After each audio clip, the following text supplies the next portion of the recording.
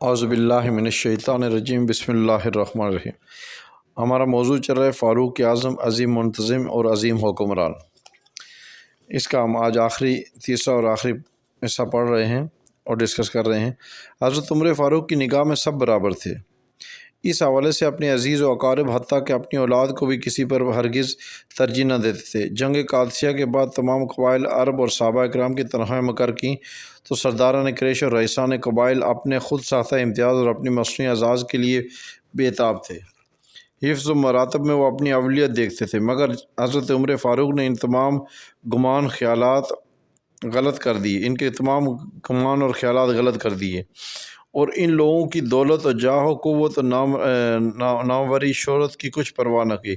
ان سب کی مصنوعی معاشرتی خصوصیت کو مٹا کر صرف ایک پیمانہ قائم فرمایا کہ جو لوگ اول اسلام لائے اور جنہوں نے جہاد میں کارہائے نمایاں سر انجام دیے، انہیں دوسروں کی نسبت زیادہ اعزاز دیا جائے گا۔ اس طرح آپ رضی اللہ نے رسول اللہ صلی اللہ علیہ وسلم کی قرابت کو دوسروں پر ترجیح دی اور ان خصوصیات میں جو برابر درجے کے تھے ان کی تنخواہیں برابر مقرر کی، یہاں تک اس معاملے میں غلام اور آقا کے فرق کو بھی روا نہیں رکھا۔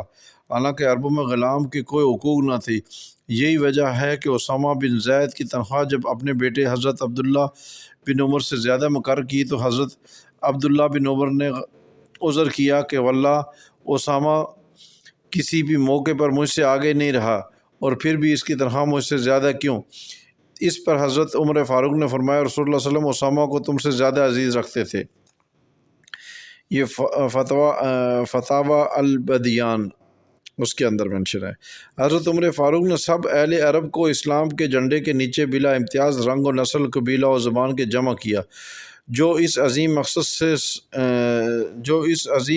مقصد سرمو انحراف کرتا تو اسے سخت سزا دیتے۔ اہل عرب میں ایک شعار تھا کہ جنگوں اور لڑائیوں میں فخریہ اپنے قبیلے کے نام کو بلند کرتے تھے۔ ہر قبیلے کے اس فخریہ نعرے کو مٹانے اور اسلام کو فروغ دینے کے لیے تمام فوجی سپہ سالاروں جنرلوں کو آپ نے لکھا کہ جو لوگ اپنے قبیلے کا نعرہ لگائیں ان کو سخت سزا دی جائے۔ چنانچہ ایک موقع پر ایک شخص جو آل زبید سے تعلق رکھتا تھا، اس نے ایک لڑائی میں آل زبید کا نعرہ لگایا تو آپ نے سال بھر کے لیے اس کی تنخواہ بند کر دی۔ کنز الایمان کے اندر یہ مینشن ہے۔ حاکم وقت کی سب سے بڑی ذمہ داری یہ تھی کہ وہ اپنی رعایا کو سستا اور فوری انصاف فراہم کرتا تاکہ معاشرتی سطح پر کسی قسم کی بے چینی اور بدامنی جنم نہ لے اور معاشرے سے ہر طرح کے فسادات کا کلا کاماں ہوتا رہے۔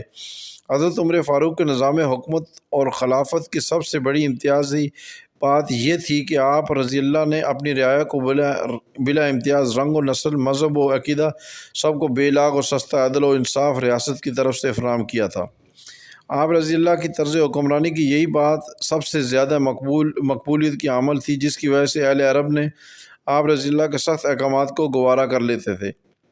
آپ رضی اللہ کے عدل و انصاف کے سامنے دوست دشمن کی کوئی بالکل تمیز نہ تھی۔ آپ جرائم کی پاداش میں کسی کی عظمت و شان کا بالکل پاس نہیں کرتے تھے، حتیٰ کہ ان اصولوں پر ان کے اپنے عزیز و اکابر حتیٰ کہ اپنی اولاد کو بھی کوئی خصوصی برتاؤ اور سلوک نہ حاصل تھا۔ ایک دفعہ آپ رضی اللہ کے صاحبزادے ابو شمامہ نے شراب پی لی تو حضرت عمر فاروق نے اپنے ہاتھوں سے اس کو 80 کوڑے مارے اور وہ اسی حالت میں فوت ہو گیا۔ قدامہ بن مظلوم بڑے رتبے کے عامل تھے، حضرت عمر فاروق کے برادر نسبتی تھی۔ جب ان سے بھی شراب نوشی کا جرم سرزد ہوا تو آپ رضی اللہ نے اپنے قریبی رشتہ دار کو بھی 80 درے لگوائے۔ نظام حکومت اور خلافت کو چلانے کے لیے حاکم وقت کو اپنے عہدیداران سلطنت کا انتخاب اپنی جوہر شناسی کی صفت سے کرنا چاہیے تاکہ حکومتی مشینری کے تمام پرزے کارآمد ہوں، سب باصلاحیت اور اعلیٰ درجے کی قابلیت کے مالک ہوں اور ہر کوئی اپنے شعبے کا صاحب کمال ہو۔ اگر ان عہدیداران کی صلاحیت اور قابلیت پست ہو گئی تو اس کی بے مثل قیادت بھی قوم کے لیے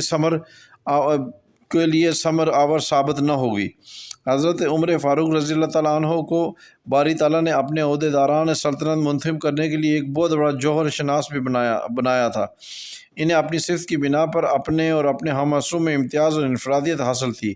انہیں اپنے تمام متعلقین کی قابلیت سے واقفیت حاصل تھی۔ اس کی بنا پر انہوں نے عملی ذمہ داریاں تفویض کی تھی۔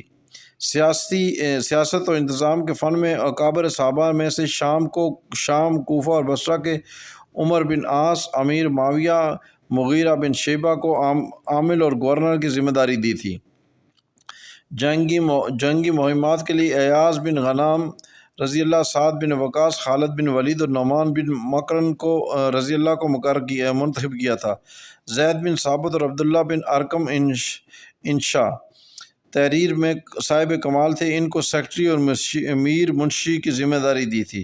قاضی شرع رضی اللہ کعب سلیمان بن ربیعہ اور عبداللہ بن مسعود کو عدالتی ذمہ داریاں تفویض کی تھی۔ آپ نے جسے جو ذمہ داری دی اس نے اپنی ذمہ داری کو یوں نبھایا کہ ہر کسی نے یوں محسوس کیا کہ گویا کہ وہ اسی ذمہ داری کے لیے پیدا ہوا تھا۔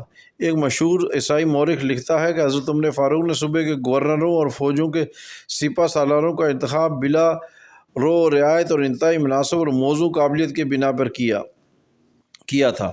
خلاصہ کلام، اب موضوع ہمارا تقریباً اس کو کلوز کر رہے ہیں۔